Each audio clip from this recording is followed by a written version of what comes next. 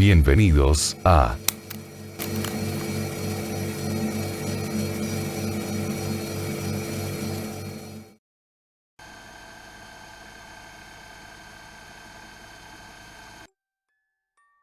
Algunos de ustedes pueden haber oído que la corporación Disney es responsable de al menos un real pueblo fantasma.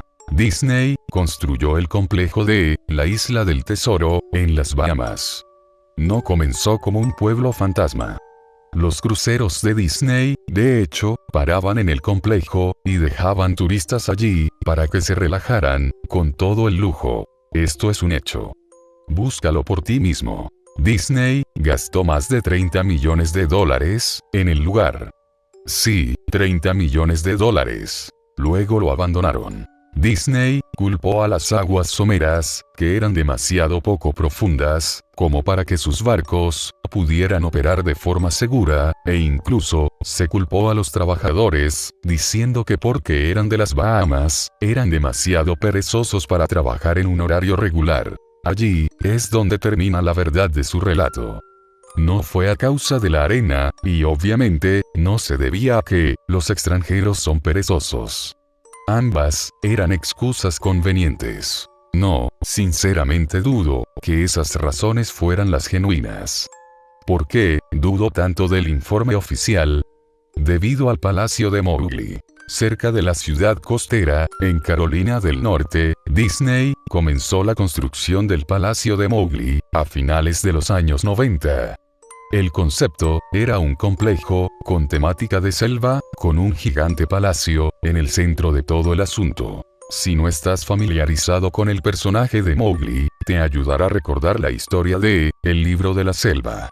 Si no lo has visto en ningún otro lado, quizás lo conozcas como uno de los dibujos animados de Disney de décadas pasadas. Mowgli es un niño abandonado en la selva, esencialmente criado por animales, y al mismo tiempo amenazado y perseguido por otros animales. El Palacio de Mowgli fue polémica desde el comienzo. Disney compró muchísimos terrenos caros para el proyecto, y de hecho, hubo un escándalo por la compra de ciertas propiedades. El gobierno local expropió varios de los terrenos, solo para luego venderlas a Disney. Incluso una casa que apenas había sido terminada de construir, y fue expropiada, con poca o ninguna explicación. La tierra tomada por el gobierno era, supuestamente, para un ficticio proyecto de una autopista. Sabiendo muy bien lo que estaba pasando, la gente comenzó a llamarlo la autopista de Mickey Mouse.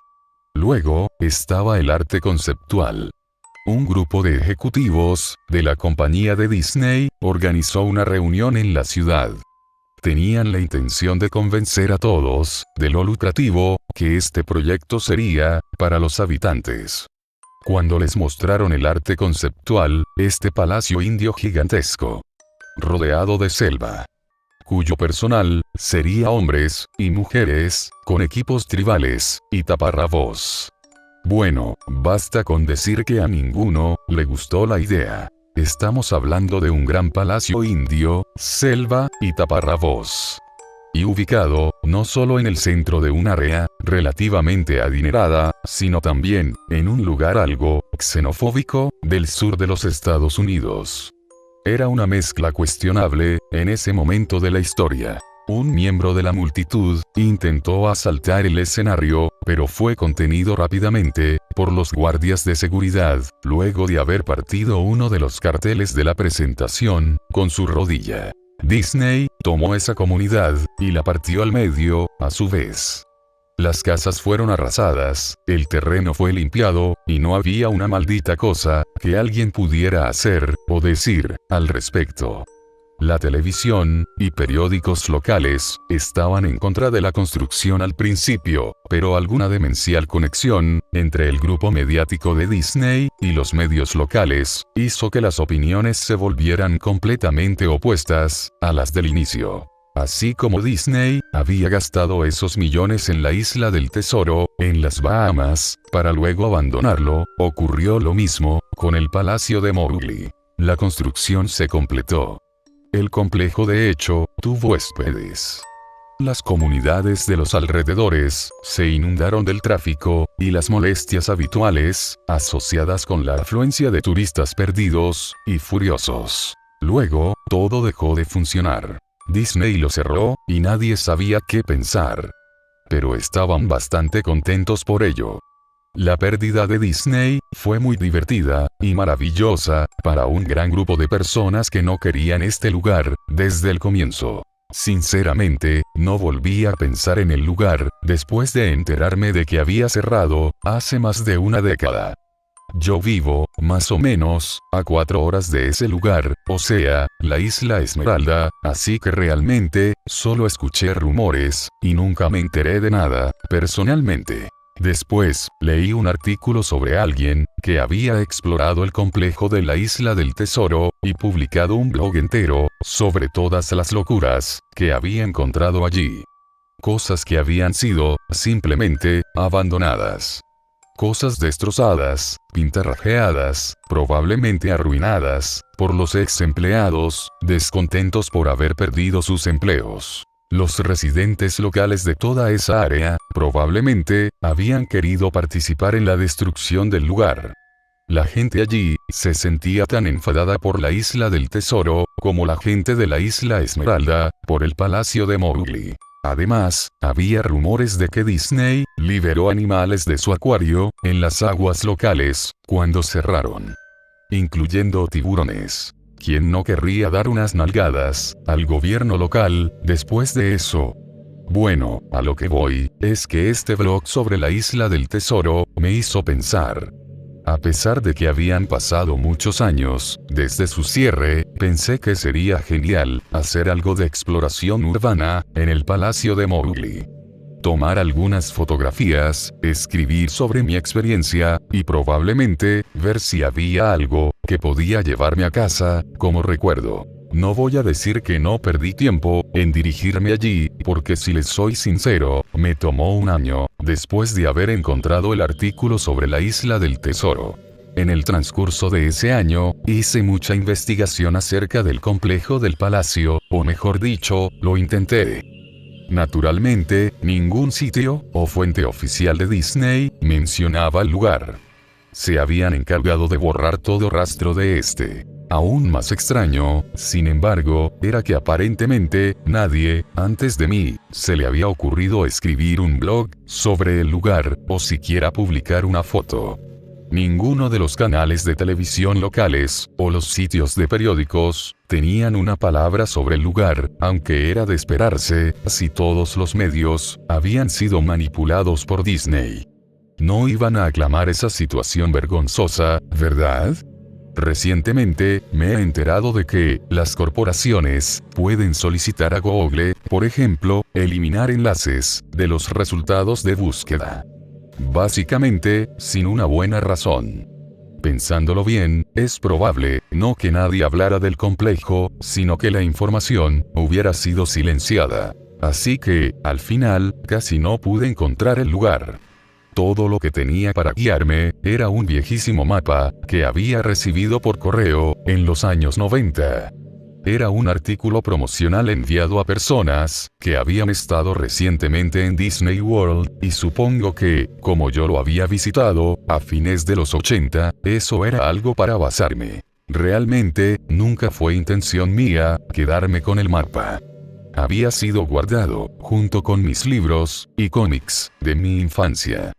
Solo lo recordé, ya cuando mi investigación llevaba meses, y aún entonces, me tomó unas semanas más, localizar el cesto, donde mis padres lo habían metido. Pero sí, encontré el lugar.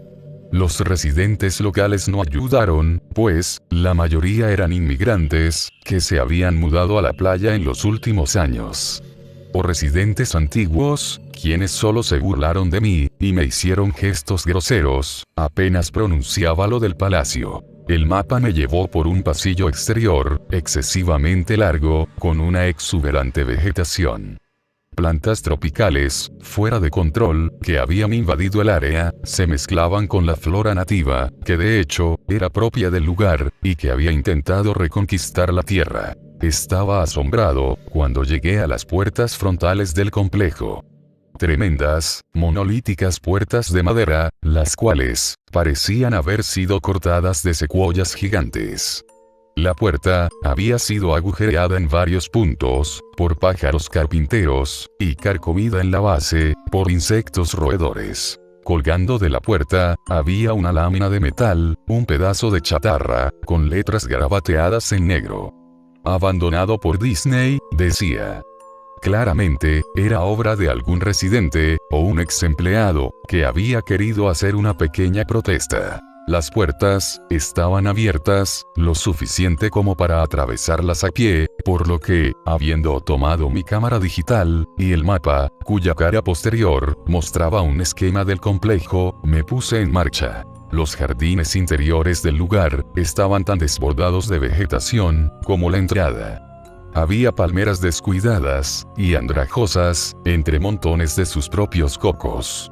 Similarmente, se erguían bananos por sobre sus propios desechos apestosos e infestados de bichos.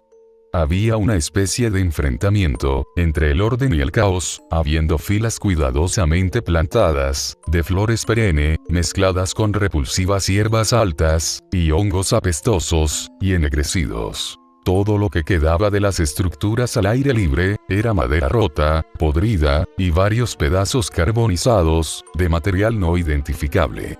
Lo que, probablemente, había sido un puesto de información, o un bar, al aire libre, era una mera pila de escombros, surtida, hecha añicos, por vandalismo, y devastado por el clima. Lo más interesante en los jardines, era una estatua del oso amigable, del libro de la selva, que se situaba en una especie de patio, enfrente del edificio principal.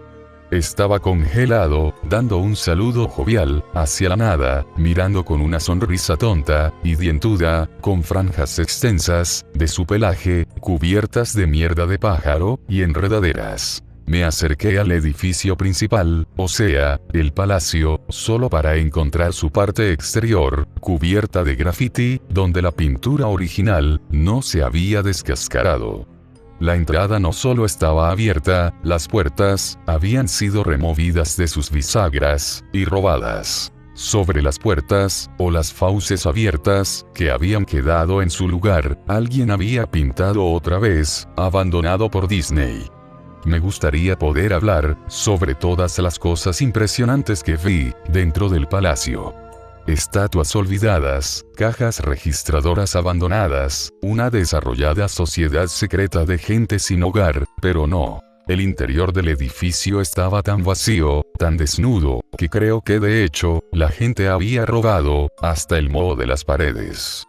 Todo lo que era demasiado grande para ser robado, mostradores, escritorios, gigantescos árboles falsos, todo estaba desparramado en medio de esta caja de resonancia vacía, que amplificaba cada uno de mis pasos. Miré el plano del edificio, y me dirigí hacia todos los lugares, que parecían ser de alguna manera interesantes. La cocina era como la imaginarías. Un área de preparación de alimento industrial, con todos los electrodomésticos, y el espacio, cuyo coste no había sido una preocupación. Todas las superficies de vidrio estaban rotas, todas las puertas estaban fuera de sus bisagras, todas las superficies de metal, golpeadas y abolladas.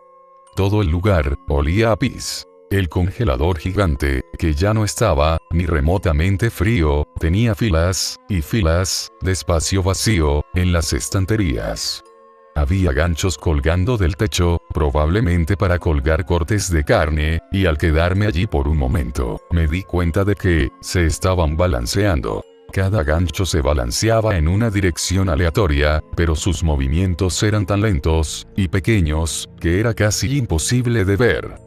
Supuse que había sido causado por mis propios pasos, así que detuve la oscilación de uno, agarrándolo, con cuidado lo solté, pero en segundos, comenzó a moverse nuevamente. Los baños estaban prácticamente en el mismo estado que el resto del lugar. Al igual que el complejo de la Isla del Tesoro, alguien había destrozado metódicamente cada inodoro de porcelana, con cocos y otros implementos. Había alrededor de 1,5 centímetros de agua rancia, maloliente, y estancada en el piso, así que, no me quedé allí mucho tiempo. Lo curioso es que los retretes, los lavabos, y los bidés, en el baño de damas, todos goteaban, tenían filtraciones, o simplemente, el agua corría libremente. Me pareció que deberían haber cerrado la llave principal del agua, hacía mucho, mucho tiempo atrás. Había muchas habitaciones en el complejo, pero naturalmente, no tenía tiempo para revisar todos, y cada una de ellas. Las pocas que vi, estaban destruidas de manera similar, y no esperaba encontrar nada allí. Creí que había una televisión, o una radio, en una habitación, ya que, creí escuchar una débil conversación, proveniente de ella. A pesar de que era como un susurro, probablemente mi propia respiración, resonando en el silencio, o el sonido del fluir del agua, jugaba una mala pasada en mi mente. Pudieron haber sido vagabundos también. Ya habiendo vuelto a la puerta principal del palacio, pensé que no había encontrado nada que valiera la pena, y que había ido en vano. Al mirar el exterior por la entrada, vi algo interesante en el patio, que al parecer, había pasado por alto. Algo que me daría por lo menos, una cosa que podría obtener de todo este trabajo, aunque fuera solo una fotografía. Había una estatua muy realista de una pitón, de tal vez 25 metros de largo, enroscada en sí misma, y tomando sol, sobre un pedestal, justo en el centro del área. Era casi la hora de la puesta del sol, por lo que la luz daba sobre el objeto de manera perfecta para una fotografía. Me acerqué a la pitón, y tomé una foto. Luego me puse de puntillas, y tomé otra. Me acerqué aún más, para capturar el detalle de su rostro. Lentamente, con indiferencia, la pitón levantó la cabeza, me miró directamente a los ojos, giró, y se deslizó fuera del pedestal, a través de la hierba, y hacia los árboles. Ella, y sus 25 metros. Su cabeza desapareció en el bosque, incluso antes de que su cola hubiera dejado el solarium. Disney había liberado a todos sus animales exóticos en los jardines. Allí mismo, en mi plano estaba la casa de los reptiles. Yo debería haberlo sabido. Había leído acerca de los tiburones de la isla del tesoro, y debería haber sabido que habían hecho esto. Yo estaba estupefacto, completamente atónito. Mi boca debió de haber estado abierta, durante un largo rato, antes de que yo regresara a tierra. Parpadeé un par de veces, y retrocedí de donde la serpiente había estado, de nuevo hacia el palacio. A pesar de que ya se había ido definitivamente, no quería correr ningún riesgo, y regresé al edificio. Tomé unas cuantas respiraciones profundas, me abofeteé a mí mismo para volver en mí. Busqué un lugar para sentarme, ya que mis piernas se sentían como si fueran de gelatina, a esta altura. Por supuesto, no había lugar para sentarse, a menos que hubiera querido apoyarme en los vidrios rotos, y alfombras de hojas muertas, o subirme a un escritorio de cuestionable fiabilidad. Yo había visto unas escaleras, cerca del vestíbulo del palacio, y decidí ir a sentarme allí, hasta que me sintiera mejor. La escalera estaba lo suficientemente alejada del frente del edificio, por lo que estaba relativamente limpia, salvo por una sorprendente acumulación de polvo.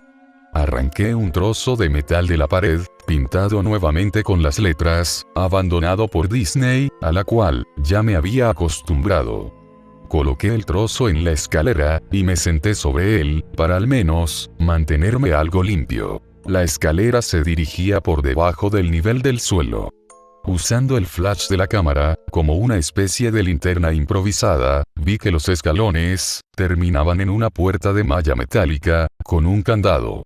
Y un letrero en la puerta, no grafiteado, uno de verdad, decía, solo personajes.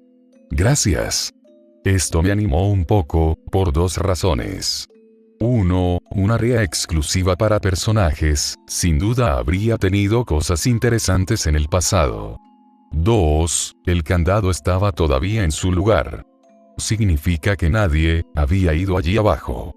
Ni los vándalos, ni los saqueadores, nadie. Este era el único lugar que realmente podría explorar, y en el que tal vez, encontraría algo interesante que fotografiar, o robar descaradamente. Yo había llegado al palacio, básicamente con la idea de que estaría bien, tomar lo que quisiera, porque, bueno, está abandonado. No tomó mucho esfuerzo violentar el candado. Bueno, en realidad no fue así. Lo que no tomó mucho esfuerzo, fue violentar la placa de metal, a la que el candado estaba enganchado. El tiempo y el deterioro, habían hecho casi todo el trabajo por mí, y pude doblar la placa metálica, lo suficiente como para sacar los tornillos de la pared. Algo que aparentemente, a nadie más se le había ocurrido, o no habían podido hacerlo. El área exclusiva para personajes fue un cambio sorprendente, y muy grato, con respecto al resto del edificio que había visto. Para empezar, una de cada 2 o 3 de las luces fluorescentes del techo, funcionaban, aunque parpadeaban, y se atenuaban esporádicamente.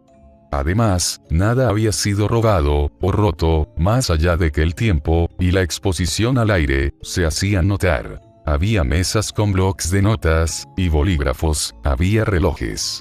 Incluso un reloj de fichar, en la pared, con tarjetas marcadas, y todo. Había sillas esparcidas por ahí, y había incluso, una pequeña sala de descanso, con un televisor viejo, que mostraba estática, y comida y bebida podridas, ya hacía mucho tiempo sobre los mostradores. Era como una de esas películas posapocalípticas, donde todo queda como estaba, en el momento de la evacuación. A medida que caminaba por los pasillos laberínticos subterráneos, del área exclusiva para personajes, las cosas solo se hacían más, y más interesantes. Avanzando, se veían escritorios, y mesas derribadas, papeles esparcidos, y casi fundidos con el suelo húmedo, y una gran alfombra de moho, que lentamente estaba adueñándose del verdadero tapiz carmesí, en putrefacción. Todo era algo fofo. Cualquier cosa de madera se desintegraba, cuando le aplicaba apenas, la más mínima fuerza, y prendas de vestir colgadas de ganchos, en una de las habitaciones, simplemente, se deshacían en hilachas húmedas, si intentaba descolgarlas. Una cosa que me molestaba, era que la luz era cada vez más escasa, y menos fiable, cuanto más me adentraba en las frías, húmedas, y asfixiantes profundidades del lugar. Finalmente, llegué a una puerta de rayas negras y amarillas, con las palabras preparación de personajes 1. Estarcidas en ella. La puerta no se abría al principio. Asumí que ahí, era probablemente donde se guardaban los disfraces, y sin duda, quería una fotografía de ese desastre retorcido, y apestoso. Por más que lo intentara, desde varios ángulos, y con varios trucos, la puerta no se movía. Por lo menos, hasta que me di por vencido, y comencé a alejarme.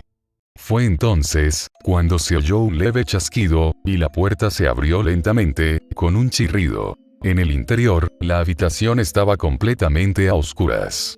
Como boca de lobo. Utilicé el flash de la cámara, en busca de algún interruptor de luz, en la pared junto a la puerta, pero no había nada. Mientras yo buscaba, un fuerte zumbido eléctrico, cortó con mi entusiasmo de una sacudida. Hileras de luces en el techo, de repente se encendieron, parpadeando, y atenuándose intermitentemente, como las que ya había pasado. A mis ojos les tomó un segundo adaptarse, y parecía que la luz se haría cada vez más brillante, hasta que todas las bombillas estallaran. Pero justo cuando pensé que iba a llegar a ese momento crítico, las luces bajaron un poco, y se estabilizaron. La habitación era exactamente como la había imaginado. Varios disfraces de Disney colgaban de las paredes, completamente ensamblados, como extraños cadáveres de caricaturas, colgados de orcas invisibles. Había todo un estante de taparrabos, y ropa nativa, en perchas del fondo. Lo que me pareció extraño, y lo cual quería fotografiar de inmediato, era un disfraz de Mickey, en el centro de la habitación. A diferencia de los otros disfraces, este estaba tendido de espaldas, en el centro del piso, como una víctima de un asesinato. La piel del disfraz estaba podrida, y parte de ella se había caído, dejando así zonas peladas. Lo que era aún más extraño, sin embargo, era el color del disfraz. Era como un negativo fotográfico del verdadero Mickey. Negro donde debía ser blanco, y blanco donde debía ser negro. Su overol, normalmente rojo, era azul celeste. Se veía tan desagradable, que decidí no fotografiar esa cosa, hasta el final. Tomé una fotografía de los trajes colgados en las paredes. Ángulos ascendentes, ángulos descendentes, de costado, para mostrar toda una fila de rostros de caricatura congelados, y pútridos, algunos con los ojos de plástico faltantes. Entonces, decidí montar una escena. Simplemente, una de las desaliñadas cabezas de los personajes, sobre el piso resbaladizo y sucio. Tomé la cabeza del disfraz del pato Donald, y la separé cuidadosamente, para que ésta no se deshiciera en mis manos. Mientras miraba la cara de ojos enormes, de la cabeza putrefacta, un sonido estrepitoso me hizo saltar del susto. Miré hacia mis pies, y allí, entre mis zapatos, había un cráneo humano. Había caído de la cabeza del personaje, y se había hecho pedazos a mis pies. Solo quedaban el rostro vacío, y la mandíbula inferior, mirándome. Dejé caer la cabeza del pato, de inmediato, como te imaginarás, y me moví hacia la puerta. Parándome en el umbral, miré hacia atrás, hacia el cráneo en el suelo. Tenía que tomar una foto de ello, ¿sabes? Tenía que hacerlo, por un número de razones que pueden sonar tontas, pero solo si no piensas bien en ello. Iba a necesitar una prueba de lo sucedido, sobre todo, si Disney, de alguna manera haría desaparecer todo esto. No tenía ninguna duda en mi mente, desde el principio, de que incluso, si había sido solo una negligencia brutal, Disney es el responsable. Ahí fue cuando Mickey, el negativo fotográfico, el opuesto de ratón famoso, en medio del piso, comenzó a levantarse. Primero sentándose, luego, poniéndose de pie, el disfraz de Mickey, o quienquiera que estaba dentro de él, se quedó en el centro de la habitación, su rostro falso, mirándome fijamente, mientras yo balbuceaba sin poder creer. Con las manos temblorosas, el corazón latiendo violentamente, y las piernas, que nuevamente, se sentían como de gelatina, me las arreglé para levantar la cámara, y apuntarla a la criatura, que en ese momento, me examinaba silenciosamente. La pantalla de la cámara digital, mostraba solo píxeles muertos, en la forma de la cosa. Era una perfecta silueta del disfraz de Mickey. Al moverse la cámara, en mis inestables manos, los píxeles se extendían por la pantalla, estropeándola, por donde se movía el contorno de Mickey. Luego, la cámara murió. Se quedó en negro. Alcé mis ojos, una vez más, hacia el disfraz del ratón. Oye, dijo en una voz baja, pervertida, pero perfectamente lograda voz de Mickey, ¿quieres ver cómo me quito la cabeza? Empezó a tirar de su propia cabeza, con sus torpes dedos enguantados, alrededor de su cuello, con movimientos impacientes, arañando, similares a los de un hombre herido, tratando de zafarse de las fauces de un depredador. Al hundirse sus dedos en el cuello, hubo tanta sangre espesa, grumosa y amarillenta. Me di vuelta, al oír un escalofriante desgarro de tela y carne. Solo me importaba largarme de allí. Por encima del umbral de la habitación, vi el último mensaje arañado en el metal, con hueso o uñas. Abandonado por Dios. Nunca saqué las fotos de la cámara.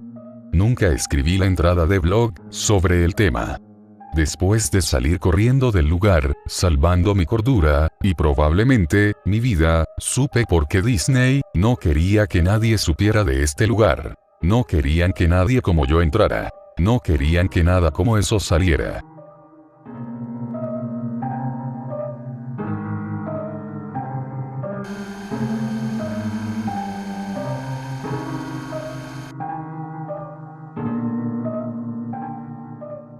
Es diciembre 23. Son más de las 8 de la noche, Nancy sale para hacer las últimas compras navideñas, al centro. Sabe que hay mucha gente, pero le hace falta un regalo, para su madre. En la última esquina de su colonia, se encuentra siempre a Santa Claus, algo sucio, que pide caridad, pero ella nunca le ha dado algo de dinero. Por desgracia para ella, de ley, tiene que cruzar por ese callejón, para salir a la avenida, y tomar el autobús. Lo observa, esperando que de nuevo le pida limosna. Ella intenta cubrir su rostro con su bufanda, pero el anciano la nota, desde una distancia. Hijita, feliz Navidad. ¿Tendrás algo que darme para una buena causa navideña? Pregunta el anciano, vestido de santa, mientras sacude un par de campanillas. Discúlpeme, ¿es que no traigo cambio? Tal vez en otra ocasión. Responde Nancy. Siempre dices lo mismo, y nunca me das nada, mocosa. Dice exaltado, el hombre que desde cierta distancia, Nancy, no logra visualizar bien. No es obligación, así que, con su permiso. Perra ramera, pero si tiene para comprar regalos. Le dice el hombre. Imbécil. Piensa ella, se aleja molesta, después de la discusión con el hombre vestido de Santa Claus. Minutos más tarde, alguien se detiene justo detrás del anciano, que sorpresivamente, saca de su larga gabardina roja, un picahielo. Impulsándose, se lo incrusta a la espalda del disfrazado, el anciano, de inmediato, cae muerto a la nieve. Aprisa le quita su vestimenta, y se coloca las botas, y el gorrillo. Nancy, está algo desesperada, ya es algo tarde, y su autobús no aparece. A lo lejos, escucha unos pasos sobre el hielo, aún húmedo, comienza a escuchar las campanillas, cierra sus ojos, imaginando al Santa Claus grosero, se levanta para impedir que siga fastidiándola, se da la media vuelta, y dice un insulto al anciano, pero a sorpresa de ella, no se trata del mismo Santa. Ella pide disculpas, sonrojada, y se vuelve a sentar para esperar el autobús. Las campanillas son colocadas a un lado de ella. Nancy las observa, y las encuentra manchadas de sangre. Lentamente, alza la mirada, y observa el picahielo ensangrentado, tomado por alguien desconocido. Antes de que pueda decir o gritar algo, le rayan el brazo, la chica comienza a gritar, y correr. Tras ella, la sigue aquel misterioso Santa Claus. Desesperada para salirse del peligro, Nancy se esconde en un callejón, pero es vista. De nuevo, comienza a correr, sin imaginar que no hay salida del otro lado. La chica llega a la inmensa pared de concreto, tratando de buscar una salida, pero no la hay. Nancy observa cómo se acerca hacia ella, lentamente, aquel terrible ser. La chica respira entrecortada por el pánico. Se toma la cara entre sus manos, cubiertas por unos guantes negros. Las lágrimas le brotan a la joven, pide clemencia, pero es inútil. Sin pensar más, el Santa toma con fuerza el picahielo, y le atina en el ojo. Nancy cae al piso, intentando pedir ayuda, pero el dolor y el pánico evitan que su voz aumente. Comienza a arrastrarse, tratando de sobrevivir al extraño Santa Claus. Nancy siente que no puede moverse, algo se lo impide. Observa a su asesino, pisándole la espalda. No te portaste bien este año. Le dice con cierto sarcasmo. Sin que la chica diga algo, le clava en el cuello el picahielo. Nancy fallece de inmediato. Es 24 de diciembre. A la mañana, Alicia se levanta, escuchando ruidos alarmantes, provenientes del exterior de su casa. La despiertan. Su madre entra a su habitación preocupada. Alicia le pregunta sobre el ruido que se está produciendo afuera. Y su madre le platica que encontraron el cuerpo sin vida de Nancy, en la avenida de la colonia. Pero, ¿cómo va a ser? ¿Qué motivos tendrían para matarla? Pregunta sorprendida, Alicia. No sé, hija, pero la conozco desde que ambas eran pequeñas, es mi vecina, y créeme que me duele, no sé por qué las cosas terminan así. ¡Qué regalo navideño más aterrador! Pensó, y luego de un par de horas, Alicia sale de su hogar, la casa de Nancy, que se encuentra a 2 casas de la de ella. Habían sido vecinas por más de 18 años. Alicia camina hasta la escena del crimen, donde varios policías prohíben el paso.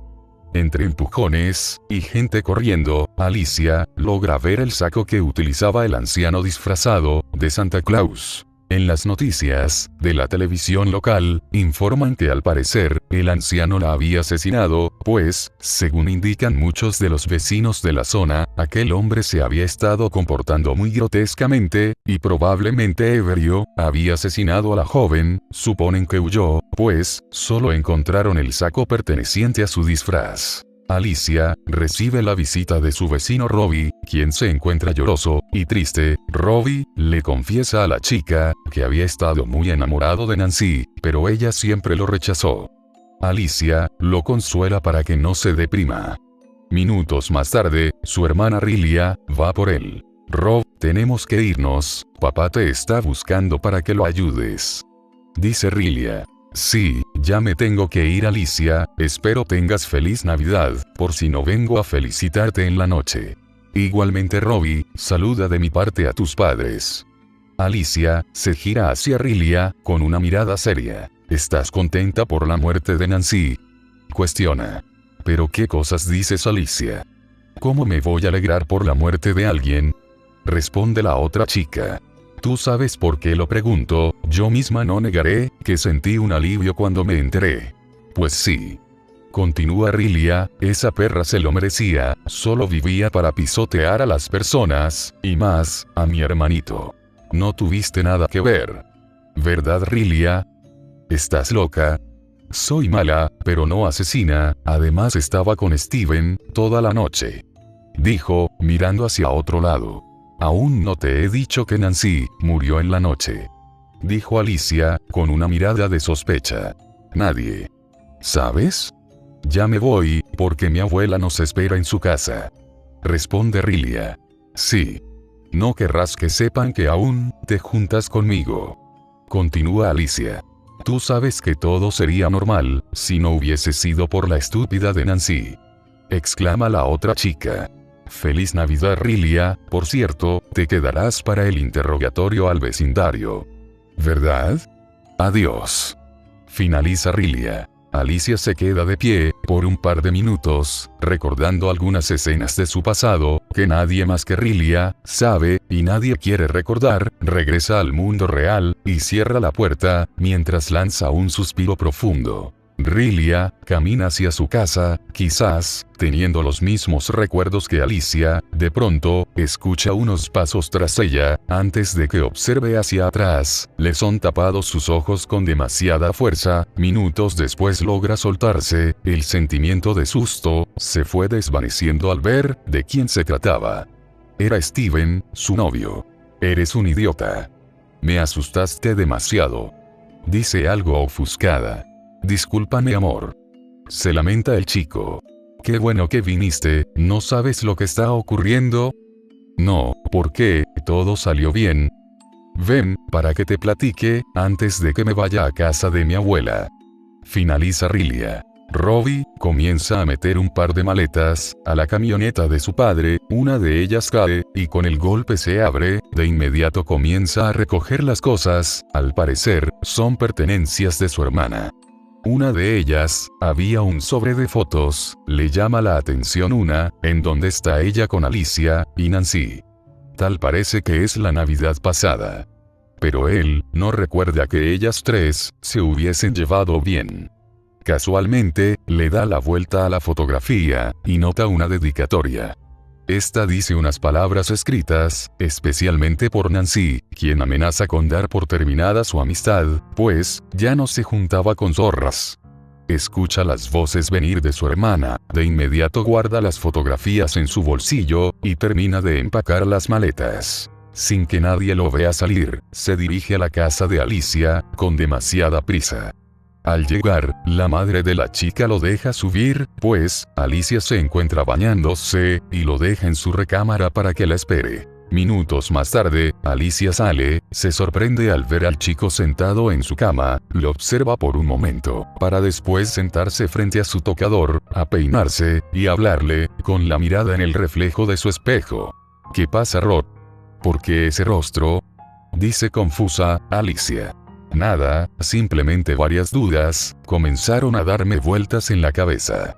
¿Y yo qué tengo que ver con tus dudas? Que estas dudas te incluyen a ti. Dijo el niño.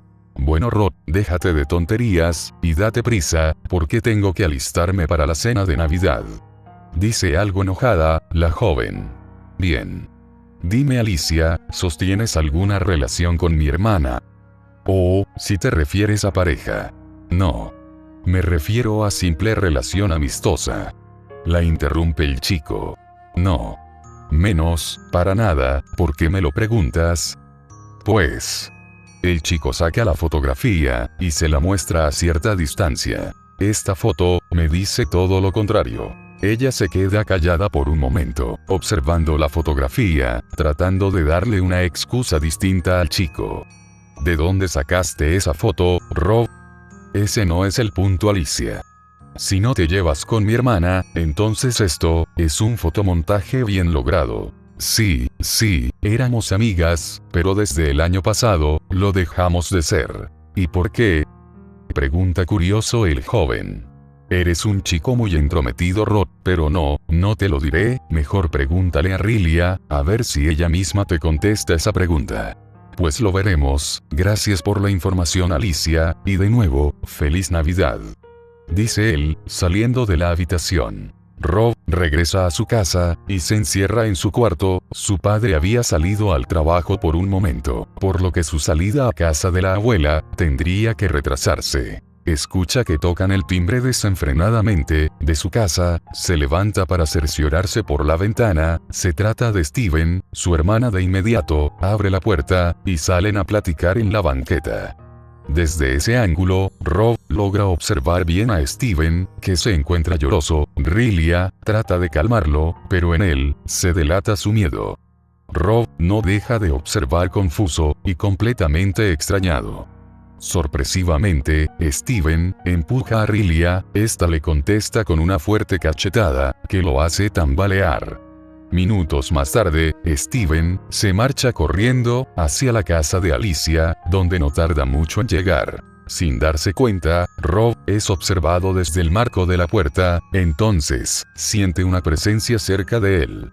¿Qué estás viendo, hermano? Pregunta Rilia. Me asustaste. ¿Qué pasa? Dice Rob.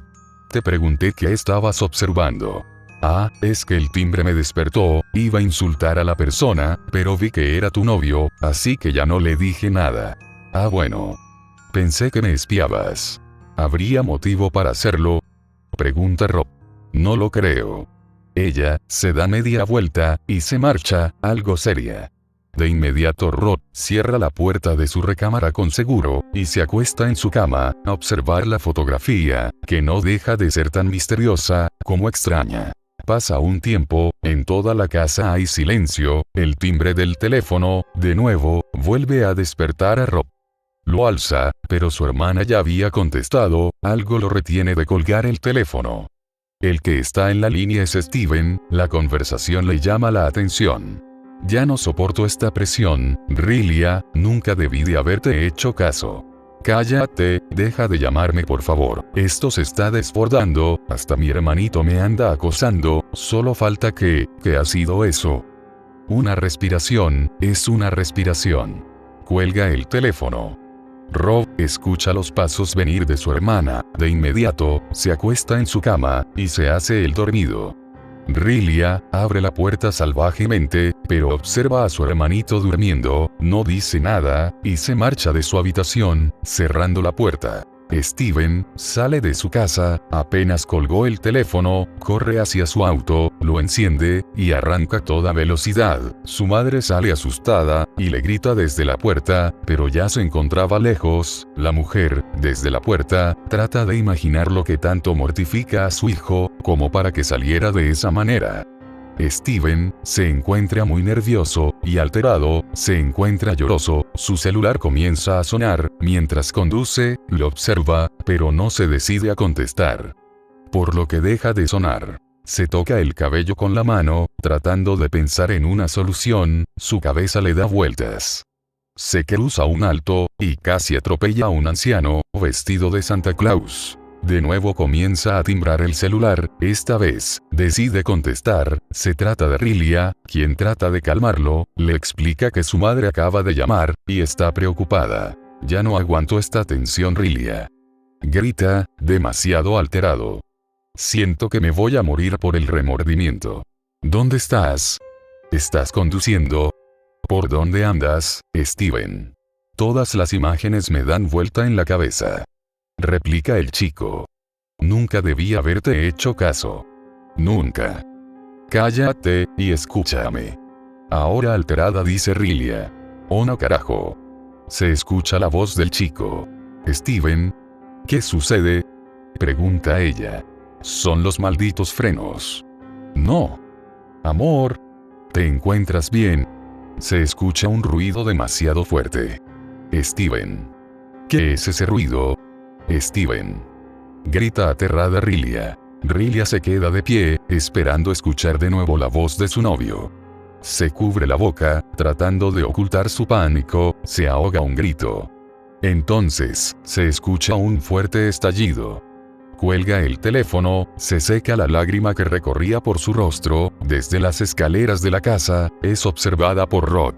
Rilia toma su abrigo, y sale corriendo de su casa. Rod comienza a observarla desde el ventanal, de su sala. Son más de las 10 de la noche. Rilia entra sorpresivamente a la casa de Alicia.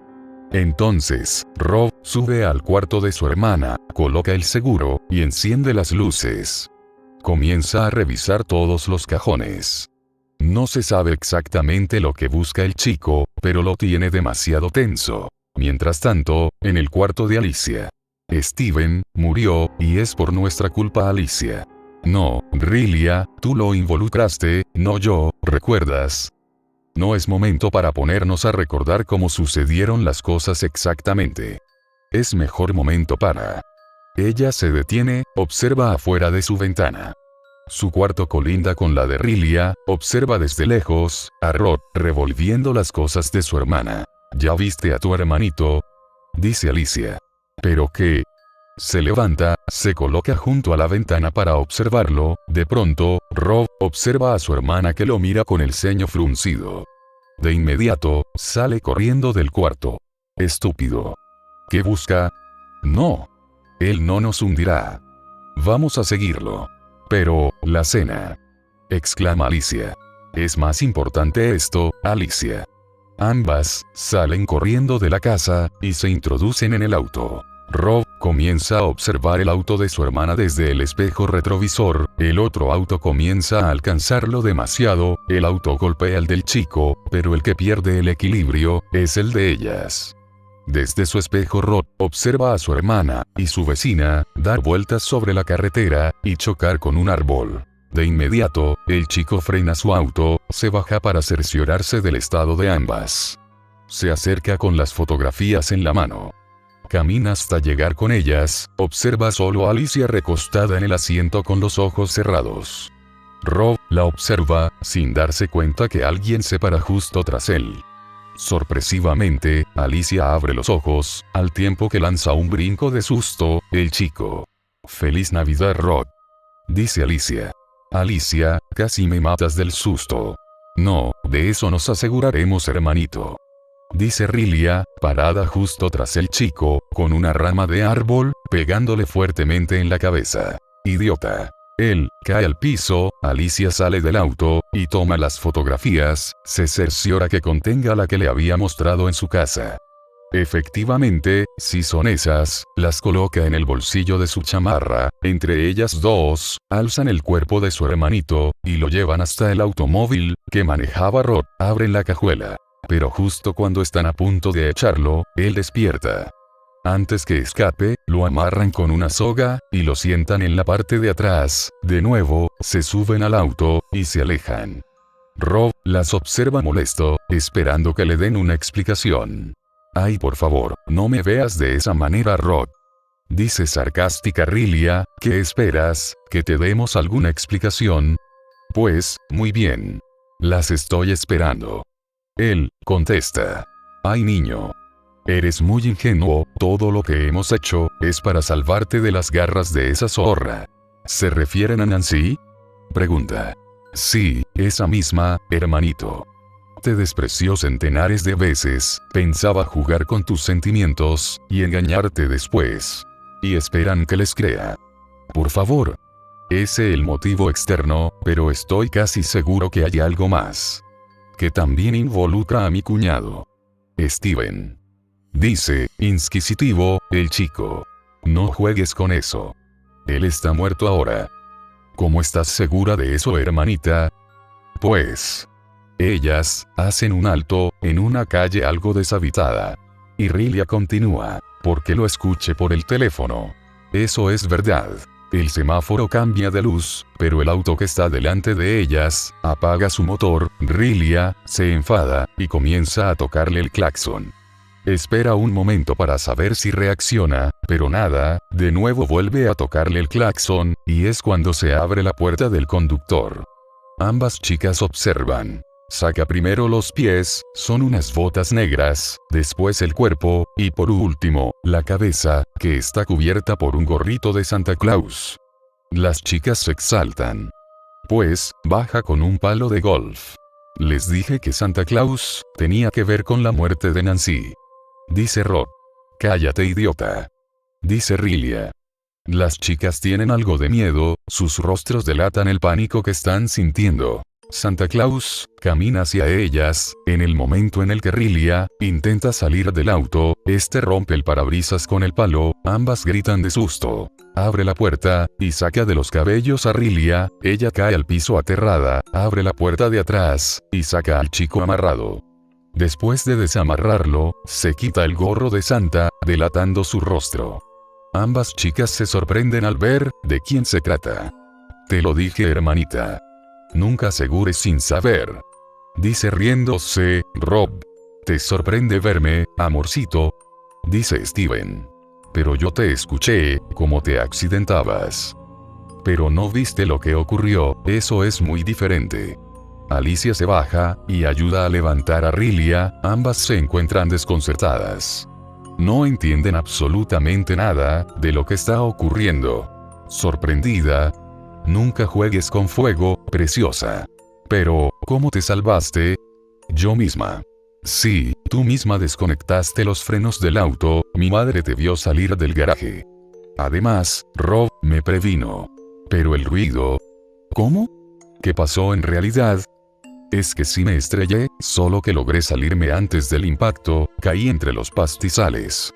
Dejé en el interior mi celular, y tú sí lograste escuchar el impacto. ¡Qué hábil! No, Rilia, tú eres más hábil que yo. Planear todo esto. Pero estoy seguro que no lo planeaste sola, ¿verdad, Alicia? A mí ni me mires. Yo no tenía problema contigo. Es tu noviecita, que no soportaba a un chico tan gallina como tú. Bueno, eso lo arreglan después. Dice Rob, tratando de equilibrar la situación. Alguien me va a decir lo que pasó, dímelo tú mismo, Steven. Y te lo diré. Soy el único arrepentido. Una noche antes de la muerte de Nancy, los tres observan a Steven, quien comienza a confesar su más terrible secreto. Alicia comienza a caminar lentamente, tratando de no ser vista. Entonces, ellas. La voz de Steven se vio interrumpida por un golpe fuerte que resuena. Se trata de Alicia, quien golpea fuerte el palo de golf contra la cabeza de Steven.